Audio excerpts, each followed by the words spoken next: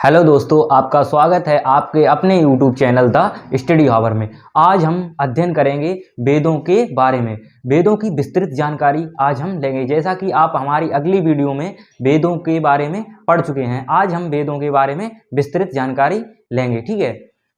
ऋग्वेद ऋचाओं के क्रमबद्ध ज्ञान को ऋग्वेद कहते हैं। किसे कहते हैं? ऋचाओं के क्रमबद्ध ज्ञान को ऋग्वेद कहते हैं। इसकी 21 शाखाएं। ऋग्वेद में कितनी शाखाएं हैं? 21, जिसकी कुछ शाखाएं दी गई हैं साकल, बाष्कल, अश्वलायन और अन्य। ठीक है। उसके बाद इसमें ऋग्वेद में कितने मंडल हैं? 10 मंडल हैं तथा 1028 सूक्त हैं और 10,465 ऋचाएं हैं। ऋग्वेद में 10 मंडल हैं, 1028 सूक्त और 10,462 ऋचाएं हैं। इसका प्रथम और द्वितीय मंडल अति नवीन है। ऋग्वेद के प्रथम और द्वितीय मंडल जो है वो अति नवीन, तृतीय से नवम मंडल तक अति प्राचीन मंडल हैं। प्रथम और द्वितीय मंडल अति नवीन है और तृतीय से नवम मंडल तक अति प्राचीन मंडल ऋग्वेद में हैं। आर्यों के दशराज युद्ध की चर्चा किसमें की गई है? ये प्रश्न पूछा जाता है। तो आर्यों के दशराज युद्ध की चर्चा ऋग्वेद में मिलती है। ठीक है।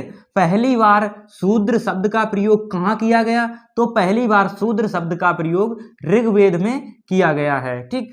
इसके तीसरे मंडल में गायत्री मंत्र का उल्लेख है। गायत्री मंत्र का उल्लेख किसमें है?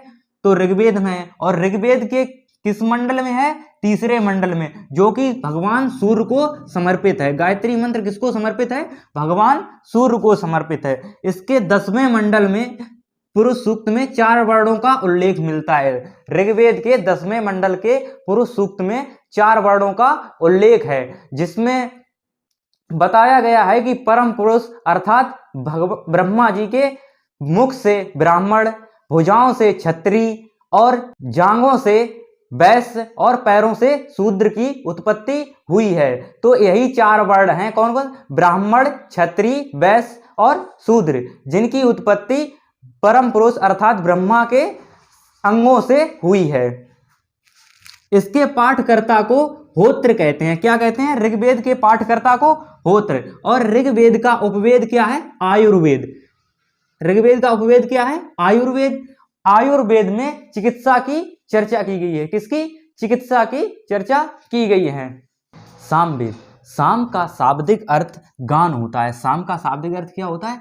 गान। ठीक। सामवेद में यज्ञों के अवसर पर गाए जाने वाले मंत्रों का उल्लेख है। साम का शाब्दिक अर्थ गान होता है और सामवेद में यज्ञों के अवसर पर गाए जाने वाले मंत्रों का उल्लेख है।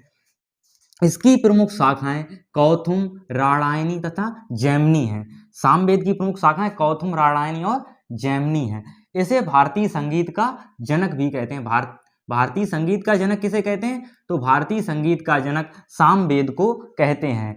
इसमें संगीत के 7 स्वरों की चर्चा की गई है, जो कि निम्न प्रकार हैं: सा, रे, गा, मा, पा, धा, नी। 18 इसमें कुल 1875 सूक्त हैं। 1875 सूक्त हैं, किंतु वास्तव में 99 मंत्र ही इसके हैं। बाकी को ऋग्वेद से लिया गया है। ठीक। बाकी मंत्रों को ऋग्वेद से लिया गया है। इसमें 99 मंत्र ही हैं। ठीक। इसके ज्ञानी को या पाठकर्ता को क्या कहते हैं? उद्गाथा। क्या कहते हैं? जैसा कि सामवेद के ज्ञानी को क्या कहते हैं? उद्गाथा। और इसका उपवेद है गंधर्व वेद। सामवेद के ज्ञानी को उद्गाथा और इसका उपवेद है गंधर्व वेद। यजुर्वेद में युद्ध तथा कर्म कांडों की चर्चा की गई। किसकी? युद्ध तथा कर्म कांडों की चर्चा किसमें की गई है? तो युद्ध तथा कर्म कांडों की चर्चा यजुर्वेद में की गई है। यजुर्वेद में 1990 मंत्र। कितने मंत्र हैं? यजुर्वेद में 1990 मंत्र हैं। ठीक है। इसे गद्य तथा पद दोनों विधाओं में लिखा गया है। ठीक। ये गद्य को कृष्ण यजुर्वेद और पद को शुक्ल यजुर्वेद कहते हैं। ठीक। इसके ज्ञानी को अध्वर्यु कहते हैं और इसके उपवेद को धनुर्वेद कहते हैं। तो इसके ज्ञानी को क्या कहते हैं? यजुर्वेद के अध्वर्यु, और यजुर्वेद का जो उपवेद है उसे क्या कहते हैं? धनुर्वेद। अब हम जानेंगे अथर्ववेद के बारे में। तो अथर्ववेद की शाखाएं, अथर्ववेद की 2 शाखाएं हैं। अथर्ववेद की कौन कौन 2 शाखाएं हैं? शौनक और पिपलाद। कौन कौन सी? शौनक और पिपलाद।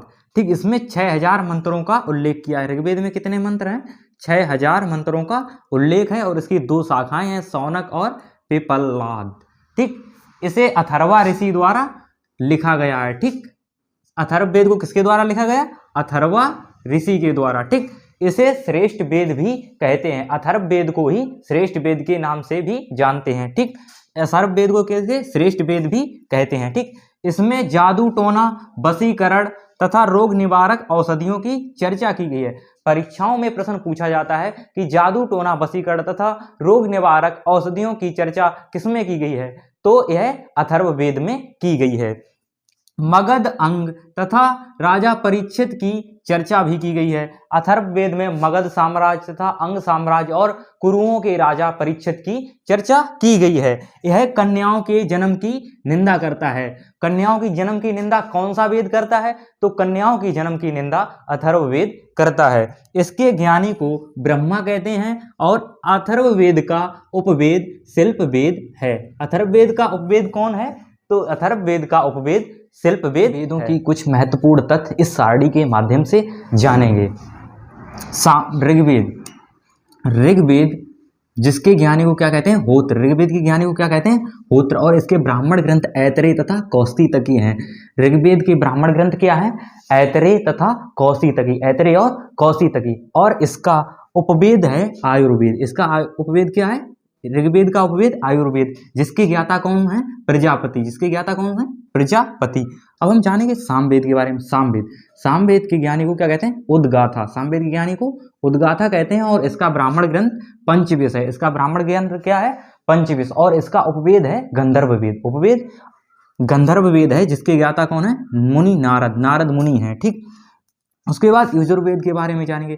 तो यजुर्वेद के ज्ञानी को क्या कहते हैं? अध्वर्यु। यजुर्वेद के ज्ञानी को अध्वर्यु कहते हैं। ठीक, इसके ब्राह्मण ग्रंथ तैतरीय तथा शतपथ हैं और यजुर्वेद का जो उपवेद है उसे धनुर्वेद कहते हैं। धनुर्वेद, ठीक, धनुर्वेद कहते हैं। धनुर्वेद क्या कहते हैं? धनुर्वेद। इसके ज्ञाता कौन है?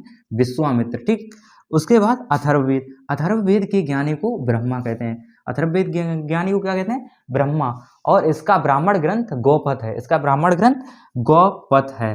ठीक, और इसके उपवेद को शिल्पवेद कहते हैं। अथर्ववेद के उपवेद को क्या कहते हैं? शिल्पवेद। और शिल्पवेद के ज्ञानी कौन है? विश्वकर्मा। आर्यंडक क्या होते हैं? ठीक है, आर्यंडक वेदों का वह भाग जो जंगल में लिखा गया। वेदों का वह भाग जो जंगल में लिखा गया उसे हम क्या कहते हैं? आर्यंडक कहते हैं। उसे हम क्या कहते हैं? आर्यंडक। आर्यंडक, आर्यंडक जो शब्द है वो अरण्य शब्द से बना है। अरण्य का अर्थ होता है जंगल। अरण्य का अर्थ क्या होता है? जंगल। तो वेदों का वह भाग जो जंगल में लिखा गया उसे हम क्या कहते हैं? आर्यंडक। आर्यंडकों की संख्या कितनी है? 7। आर्यंडक की संख्या कितनी है? 7 संख्या। ठीक, अथर्ववेद का कोई आर्यंडक नहीं है। किसका? अथर्ववेद का कोई आर्यंडक नहीं है। वेदांग, अब हम जानेंगे वेदांग के बारे में। वेदांग का शाब्दिक अर्थ है वेदों के अंग। वेदांग का शाब्दिक अर्थ क्या है? वेदों के अंग। तो वेदों के अंग कौन कौन से हैं? व्याकरण, ज्योतिष, निरुक्त, शिक्षा, कल्प और छंद। ये इनकी संख्या 6 है। इनकी संख्या कितनी है? 6। कौन कौन से हैं? व्याकरण, ज्योतिष, निरुक्त, शिक्षा, कल्प और छंद। माना जाता है कि इनके ज्ञान के बिना हम वेदों को नहीं समझ सकते। ठीक, पहले हमें इन वेदों के अंगों की अध्ययन करने की आवश्यकता है, उसके बाद हम वेदों को समझ सकते हैं। तो हमें पहले व्याकरण, ज्योतिष और निरुक्त और शिक्षा, कल्प और छंद को समझना चाहिए। ठीक, माना जाता है ये व्याकरण जो है वो मुख के समान है। अगर किसी व्यक्ति का मुख नहीं होगा तो वो बोल सकेगा क्या? वो तो मूक होगा ना। वैसे ही ज्योतिष है वो आंख के समान कार्य करती है। ठीक है, वेदों को पढ़ने के लिए ज्योतिष का भी ज्ञान होना चाहिए। ठीक, वैसे ही निरुक्त का भी, निरुक्त एक कान के समान है। ठीक, एक व्यक्ति के कान के समान है। ठीक, इसके रचयिता कौन है? यास्काचार्य। निरुक्त के रचयिता यास्काचार्य हैं। शिक्षा नाक के समान है। ठीक, कल्प जो है वो हाथ के समान है। कल्प किसके समान है? हाथ के समान, जिसके रचयिता गौतम ऋषि हैं। और छंद पैर के समान है। क्या कोई व्यक्ति बिना पैर के चल सकता है? इसीलिए हमें इन 6 वेदांगों की पढ़ने की आवश्यकता होती है। वेदांग के अध्ययन करने वाले को उपाध्याय कहते हैं। ठीक, उपाध्याय किसे कहते हैं? वेदांग के अध्ययन करने वाले को उपाध्याय कहते हैं।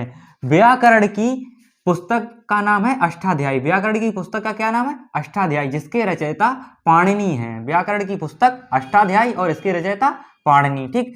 ज्योतिष की पुस्तक कौन है? ज्योतिष की पुस्तक बृहद संहिता है।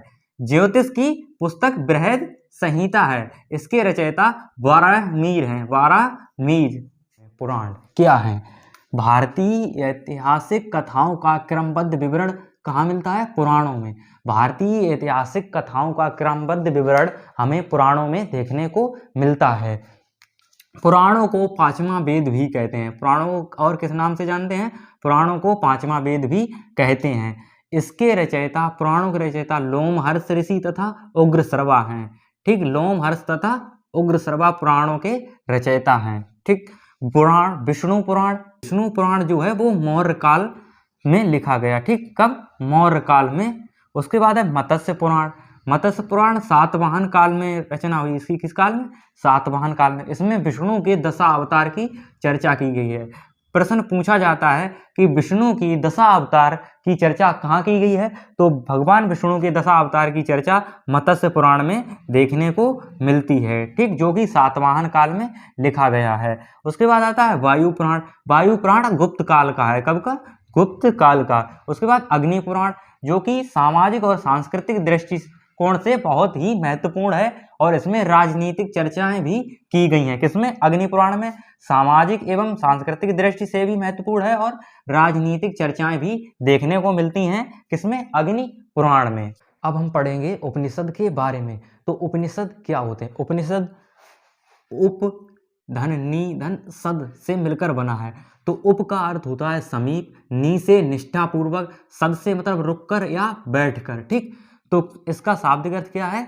उप का समीप, नी से निष्ठापूर्वक, सद से रुककर या बैठकर।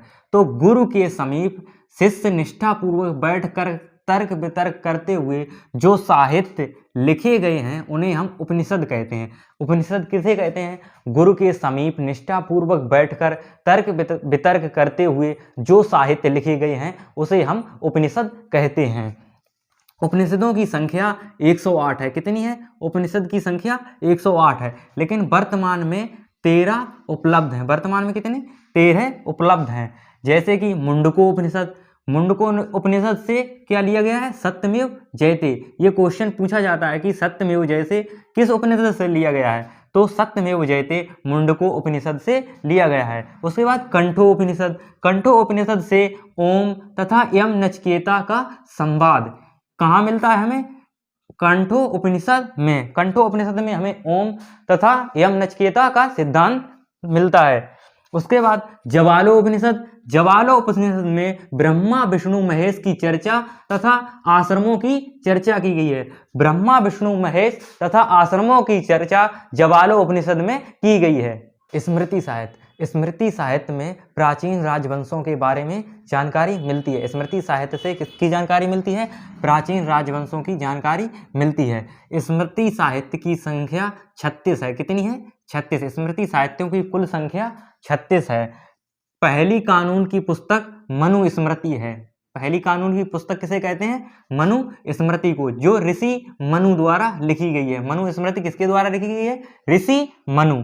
मनु स्मृति तथा याज्ञवल्क्य स्मृति में मौर्य काल की जानकारी मिलती है। मौर्य काल की जानकारी कौन कौन सी स्मृतियों से मिलती है? मनु स्मृति तथा याज्ञवल्क्य स्मृति। याज्ञवल्क्य स्मृति में जुआ खेलना उचित बताया गया है। जुआ खेलना किस स्मृति में उचित बताया गया है? तो याज्ञवल्क्य स्मृति में। याज्ञवल्क्य स्मृति में जुआ खेलना उचित बताया गया है।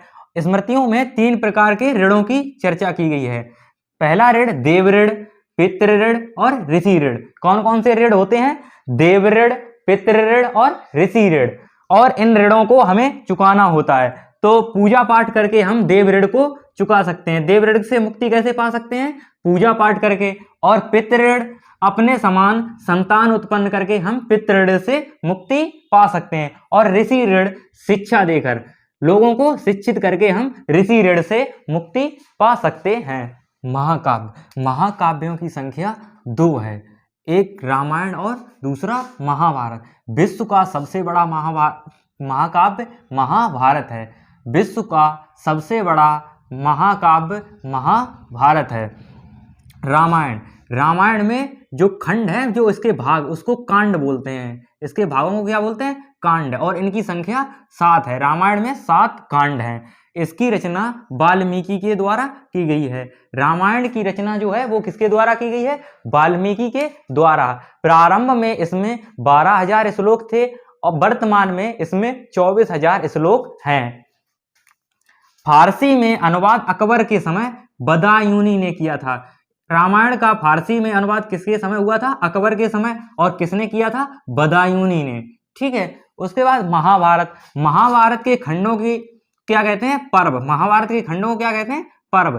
तो इसमें 18 पर्व हैं। कितने? 18 पर्व। इसकी रचना वेद व्यास ने की थी। इसकी रचना किसने की थी? वेद व्यास ने। इसमें प्रारंभ में श्लोकों की संख्या 88,000, कितनी? 88,000 थी और वर्तमान में 1 लाख पहुंच गई है। वर्तमान में कितनी हो गई है? 1 लाख। इसका प्रारंभिक नाम जय संहिता था। इसका प्रारंभिक नाम क्या था महाभारत का? जय संहिता। इसमें प्रमुख पर्व भीष्म पर्व है। इसका प्रमुख पर्व कौन सा है? भीष्म पर्व, जिसको हम भगवत गीता भी कहते हैं। इसको क्या कहते हैं? भगवत गीता। इसमें भगवान कृष्ण और अर्जुन की वार्तालाप है। फारसी में अनुवाद रजनामा के नाम से किया गया। महाभारत का फारसी में अनुवाद किसके नाम से? रजनामा के नाम से। और इसका अनुवाद अब्दुल रहीम खान खाना ने किया है। महाभारत का अनुवाद किसने किया? अब्दुल रहीम खान खाना ने। और किस नाम से? रजनामा के नाम से। हमने आज इस वीडियो में साहित्यों के बारे में विस्तृत तरीके से जाना। वेद, वेदांग, उपनिषद, पुराण तथा स्मृति साहित्य और महाकाव्यों में जिनसे हमें ऐतिहासिक जानकारी मिलती है। आपको हमारा वीडियो पसंद आया हो तो इसे लाइक करें और चैनल को सब्सक्राइब करें। धन्यवाद।